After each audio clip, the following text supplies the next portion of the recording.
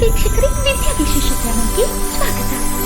ಮೊದಲನೇದಾಗಿ ನನ್ನ ಎಲ್ಲಾ ವೀಕ್ಷಕ ಪ್ರಭುಗಳಿಗೆ 2025 ಹೊಸ ವರ್ಷದ ಹಾರ್ದಿಕ ಶುಭಾಶಯಗಳು. ಆ ದೇವರು ನಿಮಿಯೋದಲ್ಲಿ ಹೇಳಿರುವಂತಹ ಮಾಹಿತಿಯು ಕೆಲವು ವಿದ್ವಾಂಸರು ಹಾಗೂ ಜ್ಯೋತಿಷ್ಯದಲ್ಲಿ ಪರಿಣಿತಿಯನ್ನ ಹೊಂದಿದಂತಹ ಜ್ಯೋತಿಷ್ಯರ ಸಲಹೆಯನ್ನ ತೆಗೆದುಕೊಂಡು ನಾವು 2025 ಭವಿಷ್ಯದ ಪ್ರಿಡಿಕ್ಷನ್ ಅನ್ನ ಹೇಳ್ತಾ ಇದ್ದೇವೆ.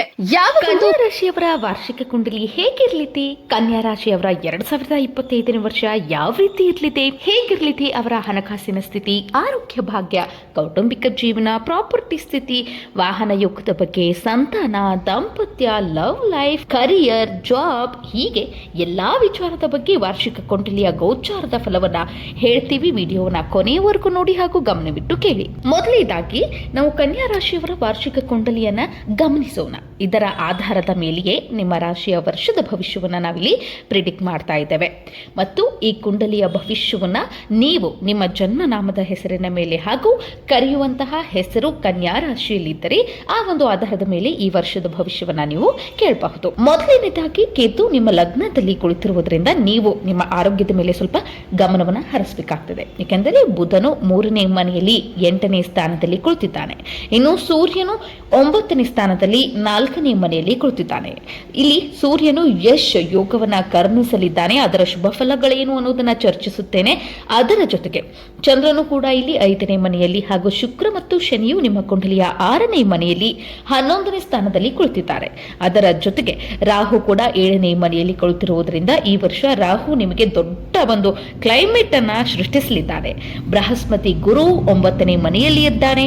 ಇಲ್ಲಿ ಗುರು ಭಾಗ್ಯದ ಸ್ಥಾನದಲ್ಲಿ ವಿರಾಜಮಾನರಾಗಿರುವುದರಿಂದ ಒಂದು ಒಳ್ಳೆಯ ಫಲವನ್ನ ಕರುಣಿಸಲಿದ್ದಾನೆ. ಇನ್ನು 12ನೇ ಮನೆಯಲ್ಲಿ ಮಂಗಳನು ವಕ್ರಿಯನಾಗಿ ಕುಳಿತಿರುವುದರಿಂದ ಇದು ಲಾಭದ ಸಂಕೇತವನ್ನು ಸೂಚಿಸುತ್ತದೆ. ಈ ಎಲ್ಲಾ ಗ್ರಹಗಳು ಯಾವ ರೀತಿ ನಿಮಗೆ ವರ್ಷವಿಡೀ ಫಲಗಳನ್ನ ನೀಡುತ್ತವೆ ಎನ್ನುವುದನ್ನ ಹೇಳ್ತೀವಿ, ಚರ್ಚಿಸ್ತೀವಿ. ವಿಡಿಯೋವನ್ನ ಅಂತ್ಯದವರೆಗೂ ನೋಡಿ. ಮೊದಲನೇದಾಗಿ ಕನ್ಯಾ ರಾಶಿಯವರ ಆರೋಗ್ಯದ ಬಗ್ಗೆ ನಾವಿಲ್ಲಿ ಗಮನಿಸುವುದಾದ್ರೆ, ನಿಮ್ಮ ವಾರ್ಷಿಕ ಕುಂಡಲಿಯಲ್ಲಿ ಬುಧನು ದುರ್ಬಲನಾಗಿ 3ನೇ ಮನೆಯಲ್ಲಿ ಕುಳಿತಿರುವುದರಿಂದ 2025ರಲ್ಲಿ ನೀವು ನಿಮ್ಮ ಮಾತಿನ ಮೇಲೆ ನಿಗಾ ವಹಿಸಬೇಕು.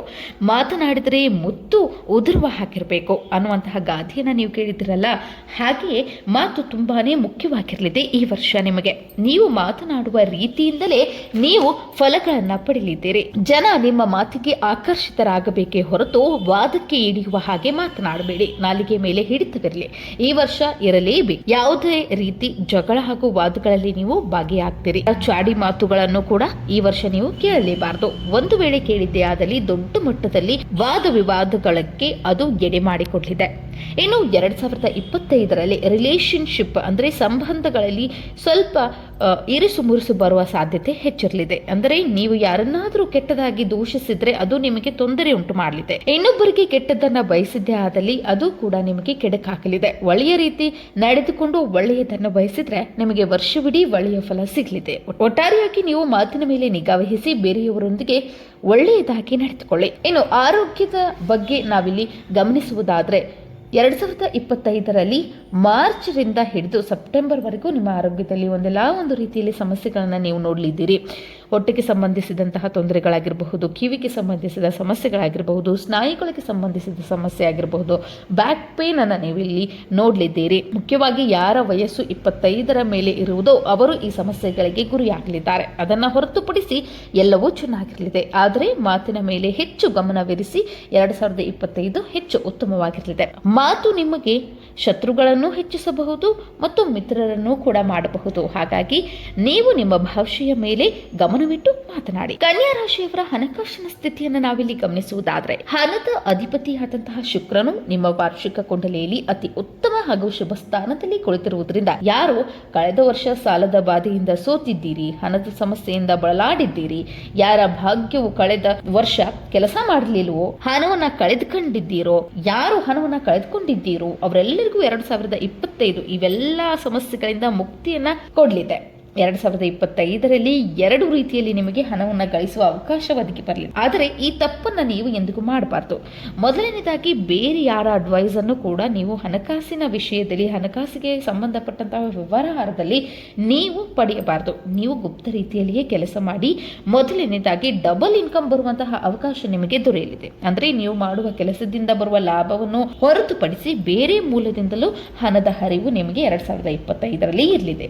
ಆದರೆ ಇದರ ಬಗ್ಗೆ ಗೆಳೆಯರಾಗಿರ್ಲಿ, ಫ್ರೆಂಡ್ಸ್ ಆಗಿರ್ಲಿ, ಫ್ಯಾಮಿಲಿಗಳಾಗಿರ್ಲಿ ಹೇಳದೆ ಇದ್ದಲ್ಲಿ ಅದರ ಸದುಪಯೋಗನ ನೀವು ಪಡೆದುಕೊಳ್ತೀರಿ. ಒಂದು ವೇಳೆ ನೀವು ನಿಮ್ಮ ಗೆಳೆಯರು ಅಥವಾ ಯಾರಿಗಾದರೂ ನೀವು ಹೇಳಿದ್ದೇ ಆದಲ್ಲಿ ನಿಮ್ಮನ್ನ ಹಿಂದೆ ತಳ್ಳಿ ಅವರು ಆ ಒಂದು ಉಪಯೋಗವನ್ನ ಪಡೆದುಕೊಳ್ತಾರೆ. ಹಾಗಾಗಿ ಯಾವುದೇ ಹಣಕಾಸಿನ ವ್ಯವಹಾರವಿರಲಿ ಅದರಲ್ಲಿ ನೀವೊಬ್ಬರೇ ಪಾಲ್ಗೊಂಡು ಕೆಲಸವನ್ನ ಪೂರ್ಣಗೊಳಿಸಿ ಸಂಪೂರ್ಣ ಫಲವನ್ನ ನಿಮ್ಮದಾಗಿಸಿಕೊಳ್ಳಿ. ಇನ್ನು ಎರಡನೇದಾಗಿ ಇನ್ವೆಸ್ಟ್ಮೆಂಟ್ಗಳಲ್ಲಿ 2025ರಲ್ಲಿ ನಿಮಗೆ ಲಾಭ ಸಿಗುವಂತಹ ಫಲ ಗೋಚರಿಸ್ತಾ ಇದೆ. ಮುಖ್ಯವಾಗಿ ಫೆಬ್ರವರಿ 2025ರಿಂದ ಡಿಸೆಂಬರ್ 2025ರವರೆಗೆ ಅಂದರೆ ವರ್ಷವಿಡೀ ಹಣಕಾಸಿನ ವ್ಯವಸ್ಥೆ ಅತಿ ಉತ್ತಮವಾಗಿರಲಿದೆ. ಒಟ್ಟಾರೆಯಾಗಿ 2025ರಲ್ಲಿ ನಿಮ್ಮ ಆರ್ಥಿಕ ಸ್ಥಿತಿ ತುಂಬಾನೇ ಲಾಭದಾಯಕ ಸ್ಥಿತಿಯಲ್ಲಿ ಇರಲಿದೆ ಹಾಗೂ ಉತ್ತಮವಾಗಿರಲಿದೆ. ನಿಮ್ಮ ಎಲ್ಲಾ ಸಾಲಬಾಧೆಗಳು ಕಡಿಮೆಯಾಗಲಿವೆ. ಆದರೆ ಒಂದು ಕಿವಿ ಮಾತು ನೆನಪಿನಲ್ಲಿದೆ, ಹಣಕಾಸಿನ ವ್ಯವಹಾರಗಳನ್ನು ನೀವೇ ನಿಮ್ಮ ಸ್ವಂತ ಬುದ್ಧಿಯನ್ನು ಉಪಯೋಗಿಸಿ ವ್ಯವಹರಿಸಿ. ಮತ್ತೊಬ್ಬರನ್ನು ಇದರಲ್ಲಿ ಸೇರಿಸಿಕೊಳ್ಳುತ್ತೀರಿ. ಇದರಿಂದ ನೀವು ನಷ್ಟವನ್ನು ಅನುಭವಿಸ್ತೀರಿ. ಹಾಗಾಗಿ ಮತ್ತೊಬ್ಬರ ಆಗಮನದಿಂದ ಎಲ್ಲವೂ ಹಾಳಾಗು. ನೀವು ತುಂಬಾ ಎಚ್ಚರದಿಂದ ಗುಪ್ತ ರೀತಿಯಲ್ಲಿ ಹಣಕಾಸಿನ ವ್ಯವಹಾರಗಳನ್ನು ದೃಢಗೊಳಿಸಿರಿ. ಹೀಗೆ ಮಾಡಿದ್ದೇ ಆದಲ್ಲಿ ಆರ್ಥಿಕ ಸ್ಥಿತಿ 2025ರಲ್ಲಿ ತುಂಬಾನೇ ಉತ್ತಮವಾಗಿರಲಿದೆ. ಇನ್ನು ಕನ್ಯಾ ರಾಶಿಯವರ ಕುಟುಂಬದ ಜೀವನ, ದಾಂಪತ್ಯ, ಸಂತಾನ ಫಲ, ವಿದ್ಯಾರ್ಥಿಗಳ ಭವಿಷ್ಯ ಎಲ್ಲದರ ಬಗ್ಗೆ ನಾವಿಲ್ಲಿ ಗಮನಿಸುವುದಾದ್ರೆ ವಾರ್ಷಿಕ ಕುಂಡಲಿಯ ಅನುಸಾರ 4ನೇ ಮನೆಯಲ್ಲಿ ಸೂರ್ಯನು ವಿರಾಜಮಾನರಾಗಿರುವುದರಿಂದ, ಹೀಗೆ ಸೂರ್ಯನು 4ನೇ ಮನೆಯಲ್ಲಿರುವುದರಿಂದ ಪವರ್ಫುಲ್ ಯೋಗಗಳನ್ನು ನೀಡ್ತಾನೆ. 2025ರಲ್ಲಿ ನಿಮಗೆ ಭೂಮಿಗೆ ಸಂಬಂಧಪಟ್ಟಂತಹ ವಿಚಾರಗಳಲ್ಲಿ ಲಾಭ ದೊರೆಯಲಿದೆ ಮತ್ತು ಸರ್ಕಾರದ ಯೋಜನೆಗಳಿಂದ ಲಾಭ ದೊರೆಯಲಿದೆ. ಸರ್ಕಾರದ ಲಕ್ಕಿ ಡ್ರಾಗಳಲ್ಲಿ ನೀವೇನಾದ್ರೂ ಹಣವನ್ನ ತೊಡಗಿಸಿದ್ರೆ ಅದು ಕೂಡ ನಿಮ್ಮ ಕೈ ಸೇರಲಿದೆ. ಒಟ್ಟಾರೆಯಾಗಿ ಸರ್ಕಾರದಿಂದ ಹಾಗೂ ಪ್ರಾಪರ್ಟಿಗೆ ಸಂಬಂಧಪಟ್ಟಂತಹ ಆಫರ್ಗಳು ಬಂದ್ರೆ ಅದನ್ನ ನೀವು ಮಿಸ್ ಮಾಡಬೇಡಿ, ಉಪಯೋಗವನ್ನ ಪಡೆದುಕೊಳ್ಳಿ. ನಿಮಗೆ ಅದರಲ್ಲಿ ಉತ್ತಮ ಶುಭ ಫಲ, ಧನಲಾಭ ಸಿಗುವ ಸಂಪೂರ್ಣ ಯೋಗ ಇರಲಿದೆ. ಇನ್ನು ಕೌಟುಂಬಿಕ ವಿಚಾರದಲ್ಲಿ ಹೇಳುವುದಾದ್ರೆ ನಿಮ್ಮ ಕುಟುಂಬದಲ್ಲಿ ಸದಸ್ಯರಿಗೆ ಸಂಬಂಧಿಸಿದಂತೆ ನಿಂತು ಹೋದಂತಹ ಮಂಗಳ ಕಾರ್ಯಗಳು ಸಂಪೂರ್ಣಗೊಳ್ಳಲಿವೆ. ಮುಖ್ಯವಾಗಿ ಮಾರ್ಚ್ನ ನಂತರ ಶನಿಯ ಪರಿವರ್ತನೆಯಾಗ್ತದೆ. ಶನಿಯು ಮೀನರಾಶಿಗೆ ಹೋಗುವುದರಿಂದ ಕುಟುಂಬದ ಸದಸ್ಯರ ನಿಂತು ಹೋದ ಕೆಲಸಗಳು ಪೂರ್ಣಗೊಳ್ಳಲಿವೆ. ಈ ರೀತಿಯ ಫಲಗಳು ಶನಿಯ ಪ್ರಭಾವದಿಂದ ನಿಮಗೆ ದೊರೆಯಲಿವೆ. ಇನ್ನು 2025ರಲ್ಲಿ ಪರಿವಾರದ ಸದಸ್ಯರು ಹಾಗೂ ಕುಟುಂಬದ ಸದಸ್ಯರೊಂದಿಗೆ ನೀವು ಹೆಚ್ಚು ಯಾತ್ರೆಗಳನ್ನು ಕೈಗೊಳ್ಳಲಿದ್ದೀರಿ. ಬೆಟ್ಟ, ನದಿ, ಸಮುದ್ರ ಯಾತ್ರೆ ಕೈಗೊಳ್ತೀರಿ. ತೀರ್ಥಯಾತ್ರೆಯನ್ನು ಕೂಡ ಕೈಗೊಳ್ಳಲಿದ್ದೀರಿ. ಪರಿವಾರ ಹಾಗೂ ಫ್ಯಾಮಿಲಿ ಸದಸ್ಯರನ್ನ ನೀವು ಸುತ್ತಾಡಿಸ್ತೀರಿ. ಇನ್ನು ಸಂತಾನದ ಫಲವನ್ನ ನಾವಿಲ್ಲಿ ನೋಡುವುದಾದ್ರೆ ನಿಮ್ಮ ಮಕ್ಕಳಲ್ಲಿ ಕಿರಿಯ ಮಕ್ಕಳಿಗೆ ಈ ವರ್ಷ ತುಂಬಾ ಉತ್ತಮವಾಗಿರಲಿದೆ. ಅವರ ಹವ್ಯಾಸಗಳು ಹೆಚ್ಚಲಿವೆ. ಹಾಡು, ನೃತ್ಯ, ಕಲೆಗಳಲ್ಲಿ ಇಂಟ್ರೆಸ್ಟ್ ತೋರಿಸ್ತಾರೆ. ಅವರ ಹವ್ಯಾಸಗಳಿಗೆ ನೀವು ಕೂಡ ಬೆಂಬಲಿಸಲಿದ್ದೀರಿ. ಇನ್ನು ಈ ವಿಚಾರಗಳಲ್ಲಿ ಅವರಿಗೆ ಸಫಲತೆ ಕೂಡ ದೊರೆಯಲಿದೆ. ಮತ್ತು ಹಿರಿಯ ಮಕ್ಕಳ ವಿದ್ಯಾಭ್ಯಾಸಕ್ಕೆ ಹಾಗೂ ಕರಿಯರ್ಗೆ ಈ ವರ್ಷ ತುಂಬಾನೇ ಉತ್ತಮವಾಗಿರಲಿದೆ. ಸೂರ್ಯನು 4ನೇ ಮನೆಯಲ್ಲಿ ಯಶ್ ಯೋಗವನ್ನು ಅನುಗ್ರಹಿಸುತ್ತಿರುವುದರಿಂದ ನಿಮ್ಮ ಹಿರಿಯ ಪುತ್ರ ಪುತ್ರಿ ಅವರಿಗೆ ತುಂಬಾನೇ ಉತ್ತಮ ಫಲಗಳನ್ನ ಸೂರ್ಯನು ಅನುಗ್ರಹಿಸಲಿದ್ದಾನೆ. ವಿದ್ಯಾರ್ಥಿಗಳ ಭವಿಷ್ಯ ಈ ವರ್ಷ ತುಂಬಾನೇ ಉತ್ತಮವಾಗಿರಲಿದೆ. ಅವರಿಗೆ ಸೂರ್ಯನು ವಾಹನ ಖರೀದಿ ಯೋಗವನ್ನ ನೀಡಲಿದ್ದಾನೆ. ಇನ್ನು ವಿದ್ಯಾರ್ಥಿಗಳ ಭವಿಷ್ಯವನ್ನ ನಾವಿಲ್ಲಿ ಗಮನಿಸುವುದಾದ್ರೆ ವಿದ್ಯಾರ್ಥಿಗಳಿಗೆ 2025 ತುಂಬಾನೇ ಉತ್ತಮವಾಗಿರಲಿದೆ. ಅವರು ವಾಹನ ಖರೀದಿಸುವ ಯೋಗವನ್ನು ಈ ವರ್ಷ ಪಡೆಯಲಿದ್ದಾರೆ. ಇನ್ನು 2025ರಲ್ಲಿ ದಂಪತಿಗಳು ಹಾಗೂ ಲವ್ ಪಾರ್ಟ್ನರ್ಗಳಿಗೆ ಈ ವರ್ಷ ಹೇಗಿರಲಿದೆ ಎಂದು ನಾವಿಲ್ಲಿ ನೋಡುವುದಾದ್ರೆ ವಾರ್ಷಿಕ ಕುಂಡಲಿಯ ಅನುಸಾರ 7ನೇ ಮನೆಯಲ್ಲಿ ರಾಹು ವಿರಾಜಮಾನರಾಗಿದ್ದು 7ನೇ ಮನೆಯ ಸ್ವಾಮಿಯಾದಂತಹ ಗುರು ವಕ್ರಿಯನಾಗಿ 9ನೇ ಮನೆಯಲ್ಲಿ ಕುಳಿತಿರುವುದರಿಂದ ಎಲ್ಲೋ ಒಂದ್ ಕಡೆ ಒಳ್ಳೆಯ ಫಲಗಳು ಸಿಗಬಹುದು ಅಥವಾ ಕೆಟ್ಟ ಫಲಗಳು ಸಿಗಬಹುದು. ನಾವು ಮುಂಚಿತವಾಗಿ ಇಲ್ಲಿ ತಿಳಿಸ್ತಿದ್ದೇವೆ. ಅಂದ್ರೆ 2025ರಲ್ಲಿ ಕನ್ಯಾ ರಾಶಿಯವರ ಪತಿ ಪತ್ನಿ ಪ್ರೇಮಿಗಳಿಗೆ ಅಂದ್ರೆ ನಿಮ್ಮ ಸಂಗಾತಿಗೆ ಹಣಕಾಸಿನ ವಿಷಯ ಹಾಗೂ ಕರಿಯರ್ ವಿಷಯದಲ್ಲಿ ತುಂಬಾನೇ ಉತ್ತಮವಾಗಿರಲಿದೆ. ನಿಮ್ಮ ಸಂಗಾತಿಗೆ ಒಳ್ಳೆಯ ಆಫರ್ ಸಿಗಬಹುದು. ಒಳ್ಳೆಯ ಧನಲಾಭ ಇರುವಂತಹದ್ದು. ಪಾರ್ಟ್ನರ್ಗಳಿಗೆ ನಿಮಗೆ ಪ್ರಮೋಷನ್ ಆಫರ್ ಸಿಗಲಿದೆ. ನಿಮ್ಮ ಸಂಗಾತಿ ಮನಸ್ಸಿಗೆ ಇಷ್ಟವಾದಂತಹ ವಸ್ತುಗಳಾಗಿರಬಹುದು, ಅವರ ಆಸೆಗಳೇನಿರುತ್ತೆ ಅದು ಪೂರ್ಣಗೊಳ್ಳಲಿವೆ ಈ ವರ್ಷ.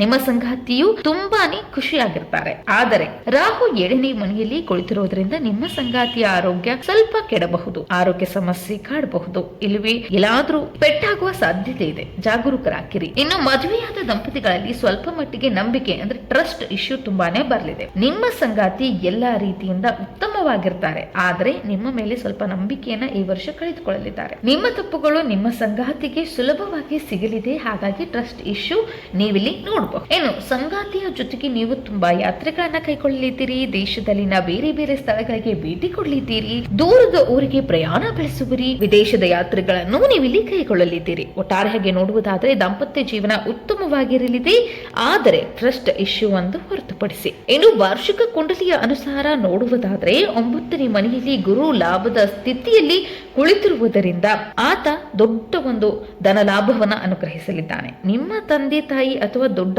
ಅಣ್ಣ, ಹೀಗೆ ದೊಡ್ಡ ಅಕ್ಕ ಆಗಿರಬಹುದು, ಮನೆಯ ಹಿರಿಯ ಸದಸ್ಯರಿಗೆ ಸಂಬಂಧಿಸಿದಂತೆ ದೊಡ್ಡ ಮಟ್ಟದಲ್ಲಿ ಧನ ಲಾಭದ ಯೋಗ ಕೂಡಿ ಬರಲಿದೆ. ಅಥವಾ ನಿಂತು ಹೋದಂತಹ ಕೋರ್ಟ್ ಕೆಲಸ ಆಗಿರಬಹುದು, ಲಿಟಿಗೇಷನ್ ಕೆಲಸ ಆಗಿರಬಹುದು, ಭೂಮಿಗೆ ಸಂಬಂಧಪಟ್ಟಂತಹ ಕೆಲಸ ಆಗಿರಬಹುದು, ಅದು ಕೂಡ ಪೂರ್ಣಗೊಳ್ಳಲಿದೆ. 2025 ನಿಮ್ಮ ಮನೆಯ ಹಿರಿಯ ಸದಸ್ಯರಿಗೂ ಕೂಡ ಇದು ತುಂಬಾ ಶ್ರೇಷ್ಠವಾಗಿರಲಿದೆ. ಉದ್ಯೋಗ ಮಾಡುವವರು, ವ್ಯಾಪಾರಸ್ಥರು, ನೌಕರಿ ಮಾಡುವವರಿಗೆ 2025 ಹೇಗಿರಲಿದೆ ಎಂದು ನಾವಿಲ್ಲಿ ಗಮನಿಸುವುದಾದ್ರೆ, ವಾರ್ಷಿಕ ಕುಂಡಲಿಯ ಅನುಸಾರ ಬುಧನು ತೃತೀಯ ಮನೆಯಲ್ಲಿ ಶುಭದ ಫಲವನ್ನ ಅನುಗ್ರಹಿಸುತ್ತಿದ್ದಾನೆ. ಮುಖ್ಯವಾಗಿ ಜನವರಿ ಹಾಗೂ ಫೆಬ್ರವರಿ ಎಂದಿನಂತೆ ನಿಮಗೆ ನಾರ್ಮಲ್ ಆಗಿ ಇರುವುದು, ಆದರೆ ಮಾರ್ಚ್ ನ ನಂತರ ವ್ಯಾಪಾರಸ್ಥರು ಆಗಿರಬಹುದು, ಉದ್ಯೋಗಸ್ಥರಾಗಿರಬಹುದು, ನೌಕರಸ್ಥರಾಗಿರಬಹುದು, ಇವರ ಜೀವನದಲ್ಲಿ ಪರಿವರ್ತನೆಯ ಭಾಗ್ಯ ಮಾರ್ಚ್ ನ ನಂತರ ಒದಗಿ ಬರಲಿದೆ. ಕರಿಯರ್ ನಲ್ಲಿ ಅಲ್ಲಿ ದೊಡ್ಡ ಲಾಭ ಸಿಗಲಿದೆ, ಹೆಚ್ಚಿನ ಪದವಿ ದೊರೆಯಲಿದೆ, ಸ್ಥಾನ ಪಲಟವಾಗಲಿದೆ, ಹೊಸ ಜಾಗದಿಂದ ನಿಮಗೆ ಅವಕಾಶಗಳು ಕೂಡ ಒದಗಿ ಬರಲಿವೆ. ಒಟ್ಟಾರೆಯಾಗಿ ಮಾರ್ಚ್ ನ ನಂತರ ಸ್ಥಾನದ ಪರಿವರ್ತನೆ, ಕೆಲಸ ಕಾರ್ಯದಲ್ಲಿ ಪರಿವರ್ತನೆ ಅಥವಾ ಸಂಸ್ಥೆಯ ಪರಿವರ್ತನೆ ಆಗಲಿದೆ. ಏಕೆಂದರೆ ಮಾರ್ಚ್ ನ ನಂತರ ಶನಿಯ ಸ್ಥಾನ ಪಲ್ಲಟವಾಗಿ ಶನಿಯ ಪ್ರಭಾವ ಮೀನರಾಶಿಯ ಮೇಲೆ ಬೀಳುವುದರಿಂದ ಈ ಫಲಗಳು ನಿಮಗೆ ದೊರೆಯಲಿವೆ. ಏನಾದರೂ ಒಂದು ಒಳ್ಳೆಯ ಕಾರ್ಯ ಆಗಿರಬಹುದು, ದೊಡ್ಡ ಕೆಲಸವಾಗಿರಬಹುದು, ನಿಮಗೆ ಮಾರ್ಚ್ ನ ನಂತರವೇ ಸಿಗಲಿ. ಇನ್ನು ಮಾರ್ಚ್ ನ ನಂತರ ನಿಮಗೆ ದೊಡ್ಡ ಜವಾಬ್ದಾರಿ ಒದಗಿ ಬರುವುದು, ಅದಕ್ಕೆ ಸಂಬಂಧಿಸಿದಂತೆ ಹೆಚ್ಚಿನ ಓಡಾಟ ಆಗಲಿದೆ, ಟ್ರಾವೆಲ್ ಕೂಡ ಮಾಡಲಿದ್ದೀರಿ. ಮುಂಚೆ ಹೇಳಿರುವ ಹಾಗೆಯೇ ಜನವರಿಯಿಂದ ಡಿಸೆಂಬರ್ ವರೆಗೂ ನೀವು ಹೆಚ್ಚು ಯಾತ್ರೆಯನ್ನ ಕೈಗೊಳ್ಳಲಿದ್ದೀರಿ. ಇನ್ನು ಪಾರ್ಟ್ನರ್ಶಿಪ್ ನಲ್ಲಿ ನೀವು ಹೂಡಿಕೆ ಮಾಡುವುದಾದರೆ ನಮ್ಮ ಸಲಹೆ ಏನೆಂದ್ರೆ, ನೀವು ಯಾರ ವಿಶ್ವಾಸ ನಂಬಿಕೆಯ ಮೇಲೆ ಹೊಸ ಕೆಲಸ ಉದ್ಯೋಗವನ್ನ ಮಾಡ್ತೀರಿ, ಏಕೆಂದ್ರೆ ನಿಮಗೆ ನಂಬಿಕೆಯ ದ್ರೋಹ 2025ರಲ್ಲಿ ಆಗಲಿ. ನೀವು ಸ್ವಂತ ಬುದ್ಧಿಯಿಂದ, ಸ್ವಂತ ವಿಚಾರದಿಂದ ಒಬ್ಬರೇ ನೀವು ಮಾಡಿದ್ದೇ ಆದಲ್ಲಿ ನಿಮಗೆ ಶುಭ ಫಲಗಳು ಸಿಗಲಿವೆ. ಇನ್ನು ವ್ಯಾಪಾರಸ್ಥರಿಗೆ 2025 ಪರಿವರ್ತನೆಯ ವರ್ಷವಾಗಿರಲಿದೆ.